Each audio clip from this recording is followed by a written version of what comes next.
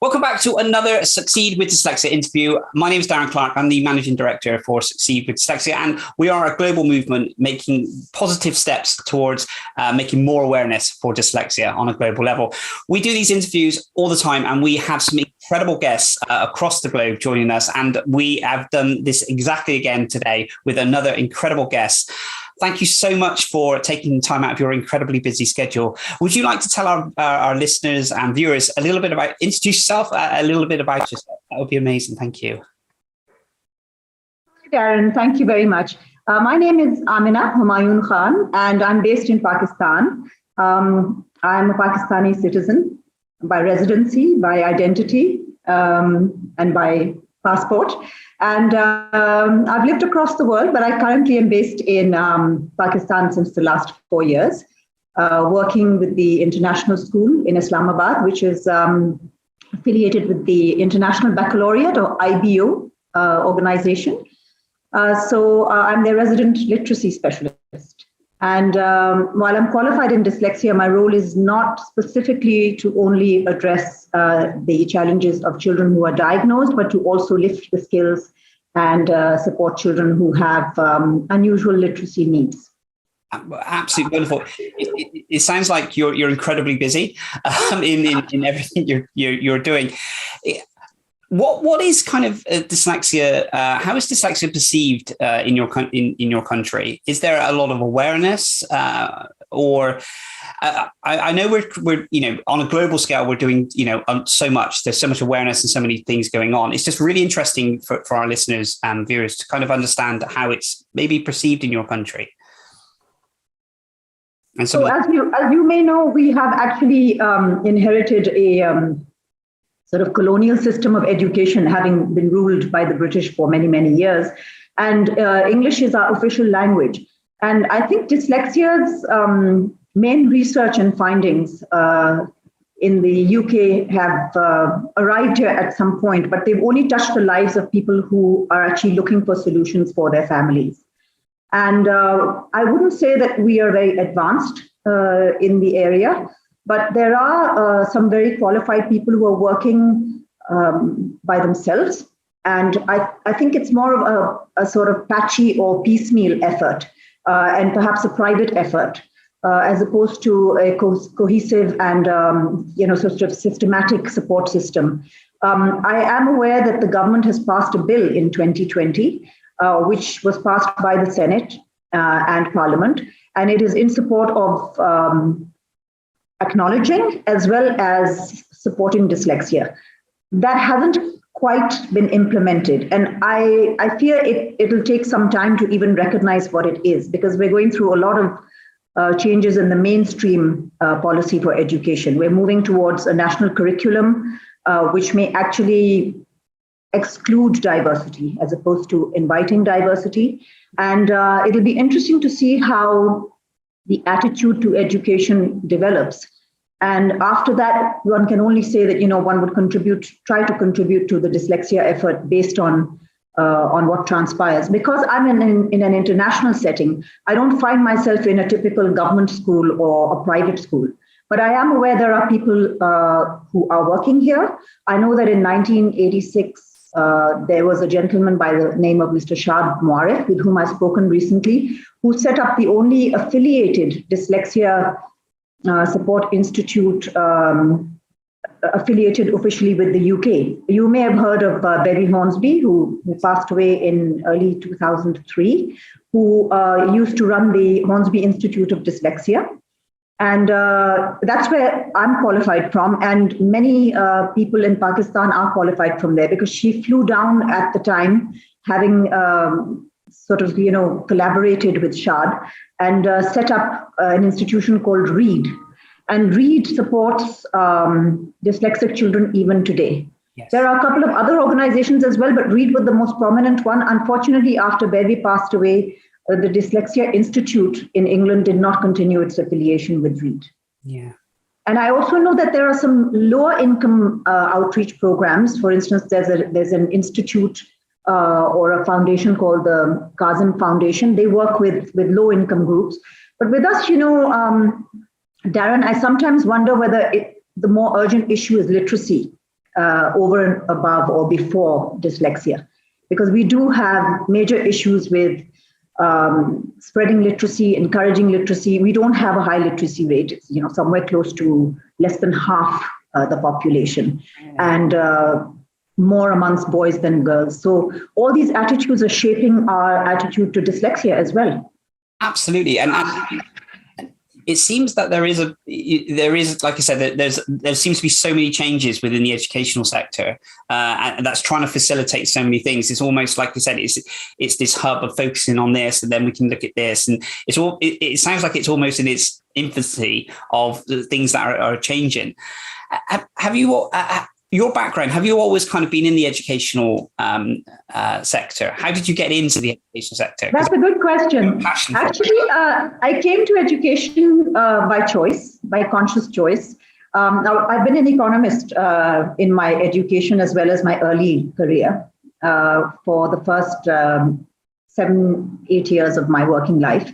But I've always been fascinated by the child's mind. I've always found it really interesting to dig deep into a child's psyche and explore things that I think a lot of grown-ups really just don't take an interest in and also don't respect enough. And I think my children taught me some of that, because I did go into the career after my children were born, but they were very young. I've just been fascinated by the science. I follow the brain research behind dyslexia and the support and the teaching methods very closely. And at the same time, I think it's just something that fulfills me deeply, because it's a form of human service, but it's a very quality human interaction. The relationship that you build with your student and the family of the child that you're working with is just, it's an absolutely wonderful relationship. I'm in touch with all the students I've taught over the last 20 years, with the exception of maybe one or two who I think will come back to me at some point, but they're now in their 20s working. And I've been in touch with some of them for this interview as well, because I wanted to make sure that I was giving you some, evidence and feedback from a real situation. Absolutely. It sounds incredibly rewarding, what you're doing, and that the fact that you can kind of see how, as the child grows into kind of, adulthood, and you can see the effects that you've the positive effects that you've had, must be, like I said, a really rewarding, feeling to have. You touched on the fact of, the child's mind. Now, there's a lot of I always got questioned about my daydreaming, and I don't know whether it's my dyslexia or my ADHD or something, but I'm always forever just kind of zoning out and daydreaming. So if I'm sat in a class and the teacher's maybe, trying to talk to me or something and I'm daydreaming, it could seem as if I'm, not adhering to what I need to do and these things. But that element of creativity in a young person's mind, sometimes in the educational sector, I guess it's kind of sort of held back a little bit, isn't in the sense of that, not allowing that creativity to really go because of the structure, I guess, of some of the education settings that we have. Have you seen that? Would you agree with that? Yes, I have seen that. It's interesting in the environment which I work in, which is the primary years program and other aspects of the IB program. It is a very open-ended and philosophically extremely tolerant and creative framework. And what I love about it is it gives me the freedom to work the way I want with a child, whether they be 6 years old, just sort of launching onto the path of literacy, or 12 years old, where I'm looking at a child who should really be able to read and write for academic purposes, or sort of engage with more analytical skills, etc. I think when you try to understand children, it's very important to also look at yourself as an educator. And this is where I've tried to do that, and I hope I've succeeded. That if you can engage the learner, a lot of that daydreaming can actually be controlled. So the problem is we're very, I think, to some extent, closed in or limited by curricula and rubrics and regulations that schools impose upon their students. And when you try to put too many children into the same box, so to speak, or think within a box. It is actually a limiting aspect of education. I've grown up around the world. I lived in at least 5-6 countries. I've been educated in 3 universities, been to 9 schools, and I speak a few languages. When I grew up like that, and that was thanks to my own family, I realized that children come in all types of bundles. You've got kids who are more playful because they haven't been to school till the age of 7, and they are not literate till the age of 9 or 10. I'm experiencing that right now with children who are Scandinavian or children who are in the French, coming up to us from the French curriculum. And I have no problems with that, because at the end of the day, the brain is ripe for the literacy process. It's a question of using the tools, picking the right tools, creating the right toolbox, and also culturally trying to connect with that child, making it relevant for that child so they understand the usefulness of the literacy. I mean, I don't believe in, those very sort of old-fashioned methods of teaching, 10 spellings a week alone. I do think that the fundamentals of literacy have to be taught. And we, obviously are trained in the nuts and bolts, so to speak, of literacy. And we have to follow those structures in order to understand that we can monitor the steps, we can accumulate evidence of learning, we can make sure that we are filling those gaps. But at the same time, Darren, why are we on the road to literacy? Why do we read? It is to try and attain our life's goals, right? Yeah. And many of these children and families from these multicultural environments don't have the same goals. For a case in point is that in Pakistan, children are unfortunately very directed towards careers or directed towards jobs which will, make them successful. And they're very grade oriented. They're very test oriented. It's changing in some places. My own son is a musician.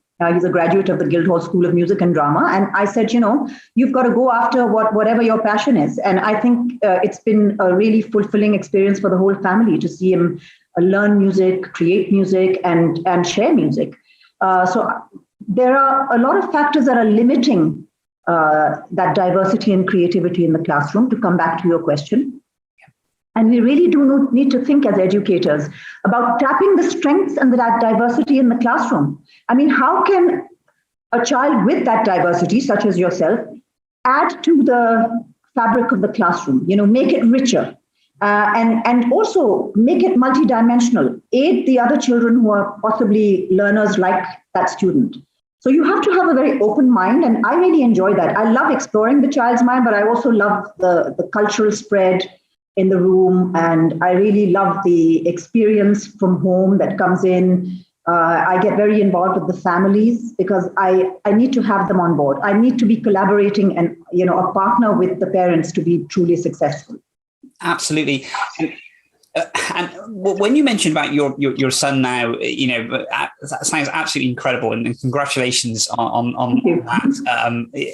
that element of, because we think of it kind of generational, isn't it? So if we think about, say, a normal, I use the word normal, but say a standard structure, say within the UK, would be someone would go to primary school and secondary school, and then college and university. In America, it's high school and things like this, and then they would go into kind of the workplace. And sometimes it's breaking that mold a little bit, and not in a way of saying, okay, so instead of being a doctor or scientist and all these things, what is it that child wants to kind of work towards and be, and that creativity, and not. I know that we definitely need doctors, we definitely need scientists and all, lawyers and all these different things, and rightly so. But like you said, if you've got a class of, say, 30 students, not every one of those child is going to be a doctor by the end of it. Some of them might be, equally in a higher up kind of position, career. But how do you then? How do they kind of break away from that mold? Because it is purely like hereditary, isn't it? It's generational. It's kind of. Yes, but since we're on the subject of dyslexia, don't be mistaken about dyslexic children always being off that very conventional path.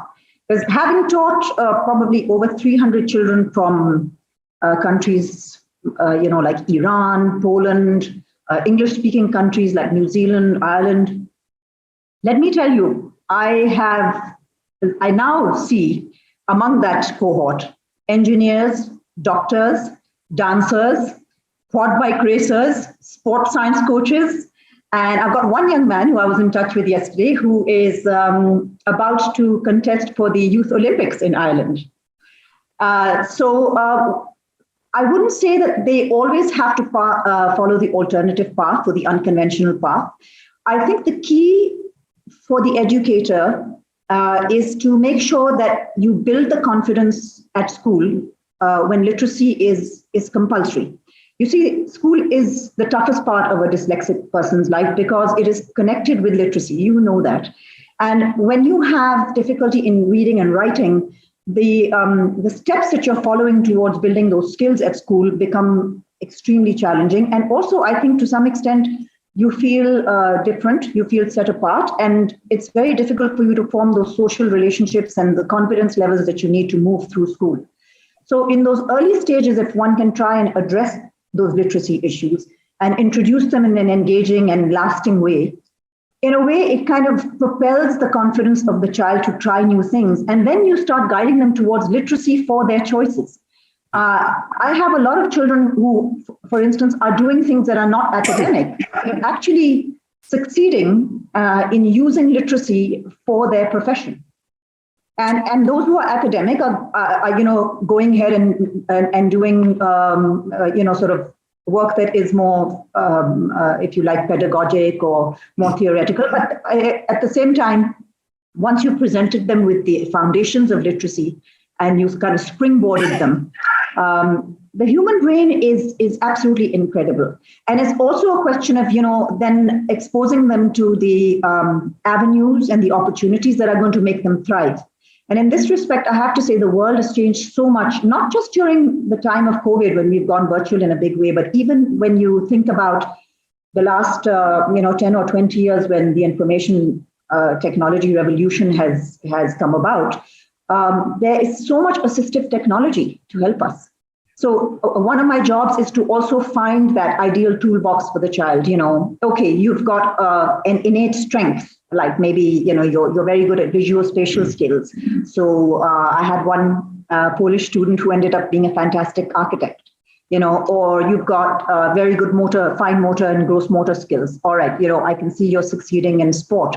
So I've got, Kian, who said that I could mention his name, who's now heading to Ireland for the big competition. And I really wish him well because he was one of my bright stars, and at the same time, we've got to realize that we have to open doors for them by using their strengths to build the areas of challenge. Absolutely. And that's really my focus. But I try to really go out there and think of every possible way in which I can try and bring that strength in. And sometimes the strength is a friendship. Sometimes it's a relationship within the family. Sometimes it's an experience. And I think it's important to celebrate all those achievements. Not elevate them beyond what they need to succeed. It's you have to kind of calibrate the relationship and calibrate the process. So you're not giving them a sense of false confidence, but to grow them with a sense of belief. I mean, if you don't mind, I'm going to quote Kian here, who wrote me a fantastic message last night. I really want to share this with you because I think it says everything about what I do without necessarily, having to explain it myself. So I'm just going to read this to you. He said he named a few tools that I used, literacy tools that I used to teach him, and he said these have kind of stayed in my memory. But his final comment to me was, "I was very frustrated in school before you started looking after me. You helped understand me and helped me to express myself. And because you believed in me and made me believe in myself, I feel confident in my choices today, and I felt confident in my choices then." And that really puts it in a nutshell. It wasn't about the spelling. It wasn't about that essay. But he's doing remarkably well in tests. And I've got other students who are doing fantastically well. They've walked away with A's in their A levels. So I never have low expectations of my students academically. I always think they're very capable, and I have to focus on building their strengths and also helping them to meet their choices, their life choices. But that was truly wonderful that you read out. and you can see straight away, like you said, the impact that you have on them is just tremendous. And you mentioned as well about the confidence, and the confidence is something that for me within the educational system was kind of bashed out with me, hypothetically speaking, of course, on a daily basis in some of the things that I wasn't able to do, the English and the maths and all these things.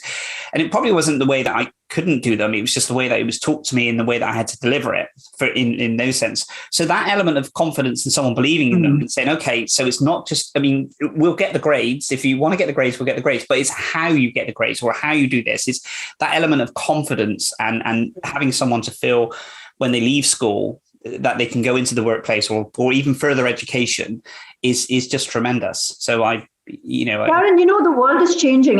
Before our eyes. The fact is, when we went virtual, we went global as well. We are no longer sitting in, here I am in a room in Pakistan talking to you. And the fact is, I could reach out to a global education network, which I do. I not only try to go to conferences and update my skills, but at the same time, I'm always talking to educators and people like yourself, advocates in my field, to try and make sure that, am I understanding and really moving with the times?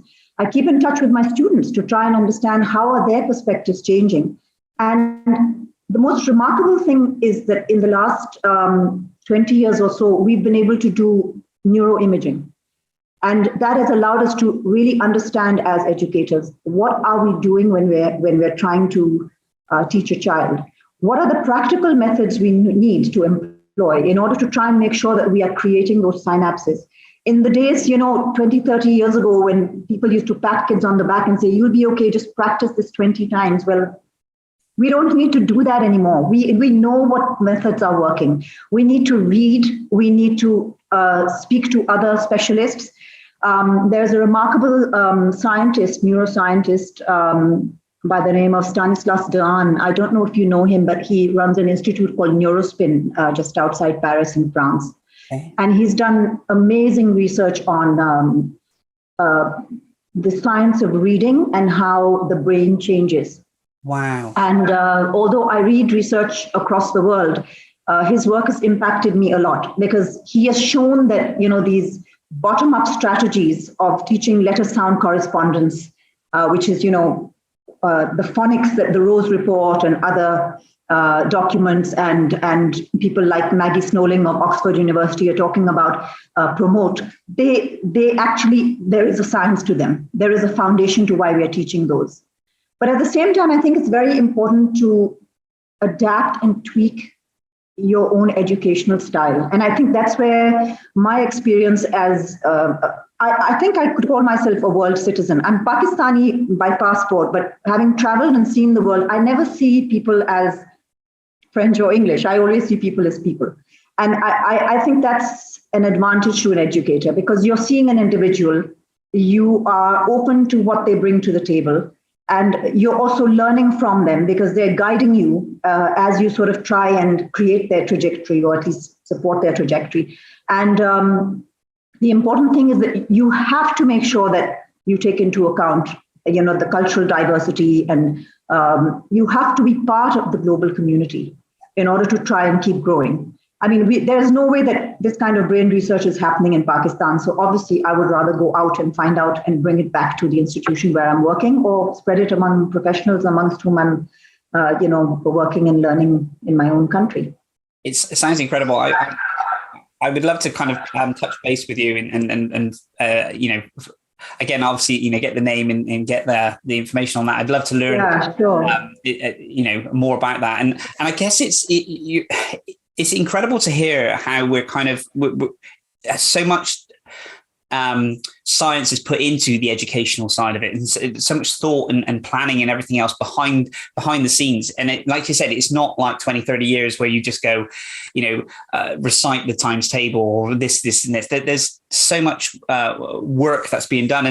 And I love the fact when you said as well, it's for us to kind of look at our style of how we're teaching, and are we kind of at that, are we evolving as well as everything else is evolving. Do you feel that? Sorry, please go on. Curricula have to change as well, Darren. I think, I'm looking at Scandinavia and I'm looking at other countries that are definitely keeping in mind vocational choices.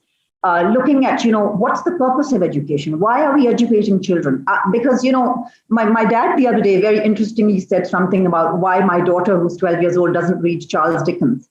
And I thought to myself, although I wouldn't mind my students reading Charles Dickens, today the world is a very different place. Do we want them reading classics before they, set out and start seeing what the world is about and working back from that and seeing what literacy they need to get out there?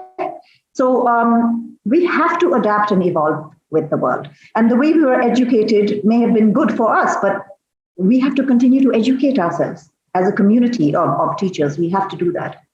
Sorry, you were about to ask me a question. No, I think you've answered quite a few different questions that I've mentioned just in that last one, because I was going to speak about how now, in the sense of we have the real structure of, the learning and certain things that we do, like you said, Charles Dickens and all these different things that we have to kind of learn. And it would just be really interesting, although, we're not moving away totally from all of that, but it'd be interesting to see how the educational side of it, with everything that we're learning, and it seems to be moving so quickly, especially with the science behind it, what that kind of looks within sort of 10, 15, 20, 25 years time. It would just be really interesting to see how, our children's children or something are being taught at school. I think, choices are going to open up. I hope they do. And I think I'm hoping it'll give more options to children who do have neurodiversity and adults. The fact is, neurodiversity comes in many forms. I mean, we're not just talking about dyslexia. I even think that the elderly are a form of neurodiverse, because when you think about it, their minds are perhaps being used less, and they need access to a lot of the assistive technology and the tools that we promote for young learners who are emerging in literacy, because some of the sensory areas are now shutting down. So, you need audio in order to be able to appreciate a piece of good writing, because you can't see it with your own eyes anymore with the help of glasses or whatever. So we do need to think out, on a wider scale. And I think we also need to be more realistic about the fact that we as teachers are no longer imparting knowledge. We are there to support skills. And I know this from professional courses that we've done, but through my own experience, I can also see that my teaching changes every 5 or 6 years. When I first started teaching 22 years ago, I was definitely doing more of the sort of pedagogic and prescriptive work. But then I started realizing that if I put a bit of my own self into this experience, hang on a second, I can get a little further with this French child because I've actually lived in Switzerland and I understand this situation a little deeper. Or I can work closely with this Iranian mother because I understand her culture, and because her culture tells her that she shouldn't be talking back to me or dictating to me, I'm not getting the kind of feedback that I need. So I had to develop my own relationship and get her to speak to me and open up to me. She thought that it was actually rude to tell me how to do my work. And there I was begging her for help, So you've got to try and evolve your teaching over the years. And I started to realize now at this riper age that when I put more of myself into my work, it becomes, I have the capacity to individualize or tailor that work to the child because of my primary interest in the child. I'm not very interested in delivering the curriculum. I'm more interested in where the child is going with what I've taught. And this has become my primary interest. I'm very lucky, I'm privileged in the work that I do and the role that I have at school. I am able to explore, and my hands are not tied. Naturally, I work very closely with the teachers, and I am also a trainer. I train the assistants as well as going in for literacy enrichment to the early years classroom where intervention is vital. Early intervention, Darren, is what would have successfully allowed you to go through school without having those, sort of behavioral and those self-esteem issues that you talk about. So it's very important for me to target that area. The freedom that I can exercise takes me a long way.